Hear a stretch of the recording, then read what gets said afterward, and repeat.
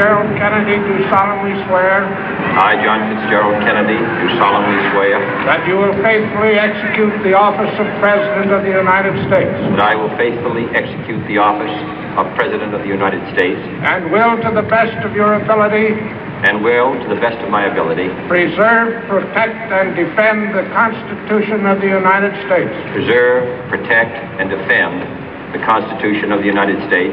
So help you God. So help me God.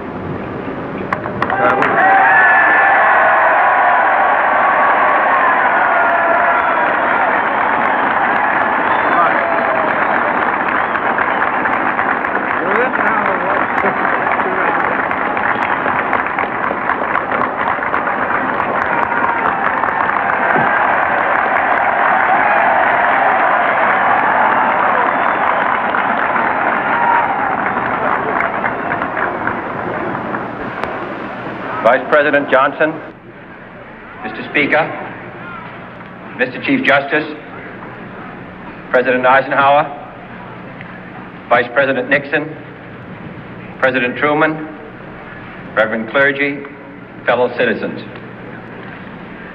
We observe today not a victory of party, but a celebration of freedom, symbolizing an end as well as a beginning, signifying renewal as well as change.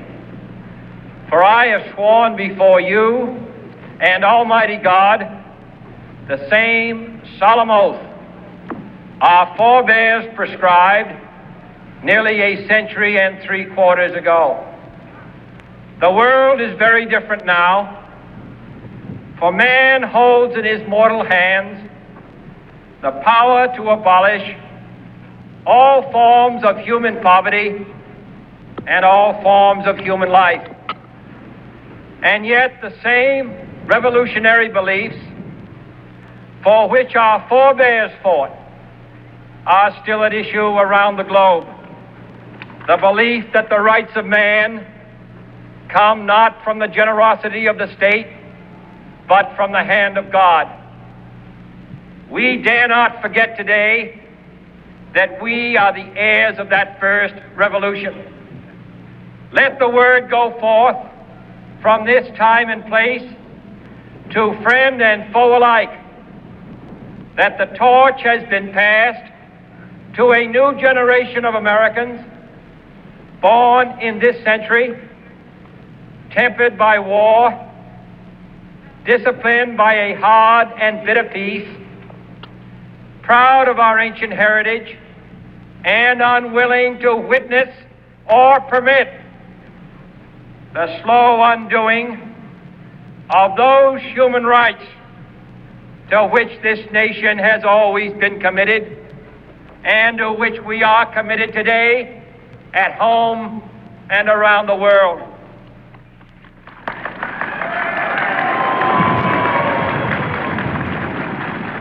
Let every nation know, whether it wishes us well or ill, that we shall pay any price, bear any burden, meet any hardship, support any friend, oppose any foe to assure the survival and the success of liberty.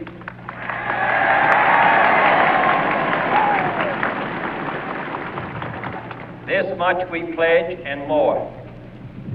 To those old allies whose cultural and spiritual origins we share, we pledge the loyalty of faithful friends. United, there is little we cannot do in a host of cooperative ventures. Divided, there is little we can do, for we dare not meet a powerful challenge at odds and split asunder. To those new states whom we welcome to the ranks of the free, we pledge our word that one form of colonial control shall not have passed away, merely to be replaced by a far more iron tyranny.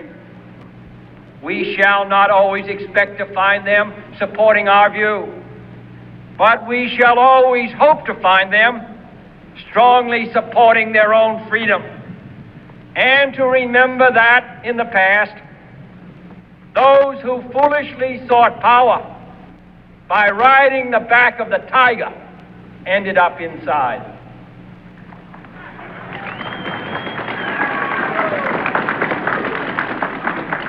To those people in the huts and villages of half the globe struggling to break the bonds of mass misery, we pledge our best efforts to help them help themselves for whatever period is required, not because the communists may be doing it, not because we seek their votes, but because it is right.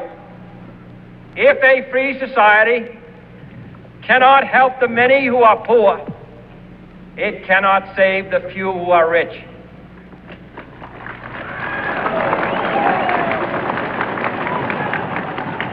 To our sister republics south of our border, we offer a special pledge to convert our good words into good deeds, in a new alliance for progress, to assist free men and free governments in casting off the chains of poverty.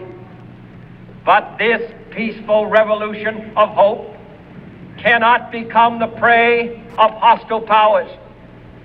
Let all our neighbors know that we shall join with them to oppose aggression or subversion anywhere in the Americas.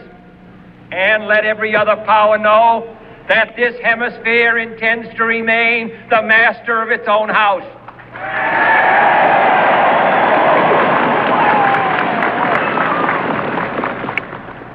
To that World Assembly of Sovereign States, the United Nations, our last best hope, in an age where the instruments of war have far outpaced the instruments of peace, we renew our pledge of support to prevent it from becoming merely a forum for invective, to strengthen its shield of the new and the weak, and to enlarge the area in which its writ may run. Finally, to those nations who would make themselves our adversary, we offer not a pledge, but a request that both sides begin anew the quest for peace.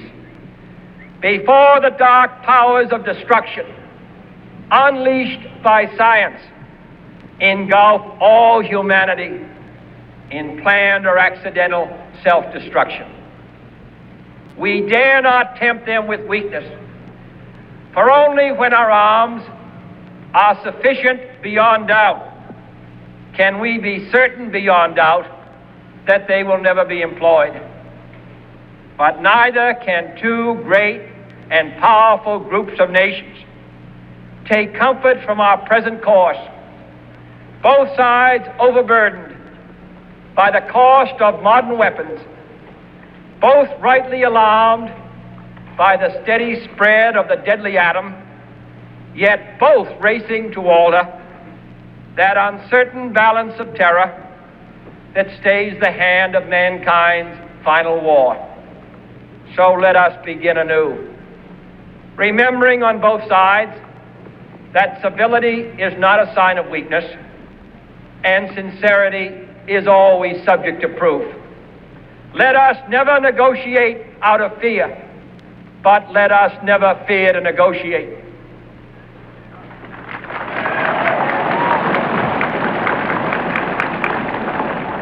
Let both sides explore what problems unite us, instead of belaboring those problems which divide us.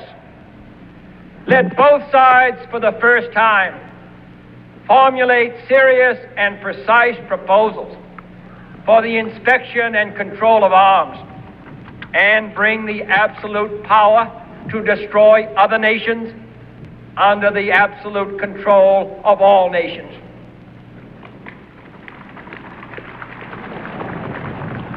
Let both sides seek to invoke the wonders of science instead of its terrors. Together, let us explore the stars, conquer the deserts, eradicate disease, tap the ocean depth, and encourage the arts and commerce. Let both sides unite to heed in all corners of the earth the command of Isaiah to undo the heavy burdens and let the oppressed go free.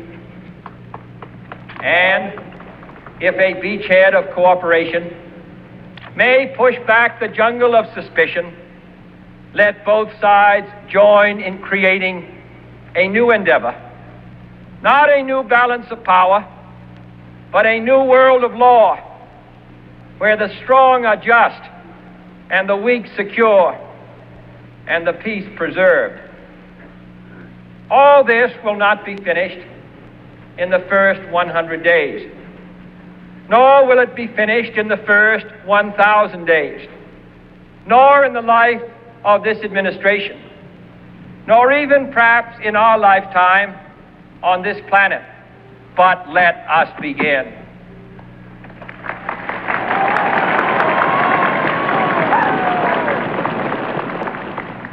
In your hands, my fellow citizens, more than mine, will rest the final success or failure of our course.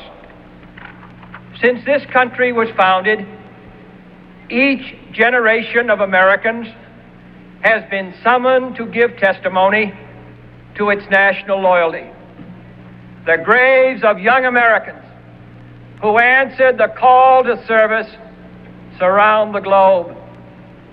Now the trumpet summons us again, not as a call to bear arms, though arms we need, not as a call to battle, though in battle we are, but a call to bear the burden of a long twilight struggle, year in and year out, rejoicing in hope, patient in tribulation, a struggle against the common enemies of man, tyranny, poverty, disease, and war itself.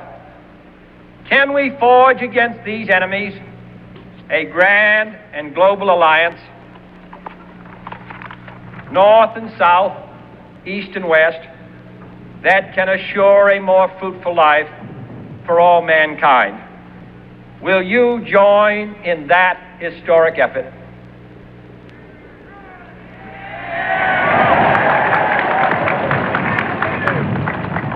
In the long history of the world, only a few generations have been granted the role of defending freedom in its hour of maximum danger. I do not shrink from this responsibility. I welcome it.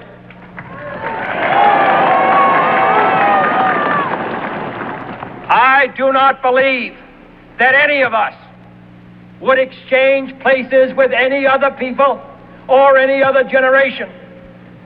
The energy, the faith, the devotion which we bring to this endeavor will light our country and all who serve it. And the glow from that fire can truly light the world. And so, my fellow Americans, ask not what your country can do for you. Ask what you can do for your country.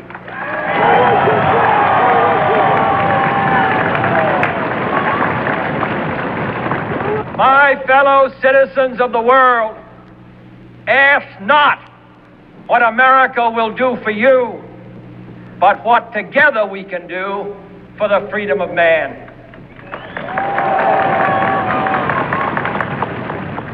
Finally, whether you are citizens of America or citizens of the world, ask of us here the same high standards of strength and sacrifice which we ask of you. With a good conscience, our only sure reward, with history the final judge of our deeds, let us go forth to lead the land we love, asking His blessing and His help but knowing that here on earth God's work must truly be our own.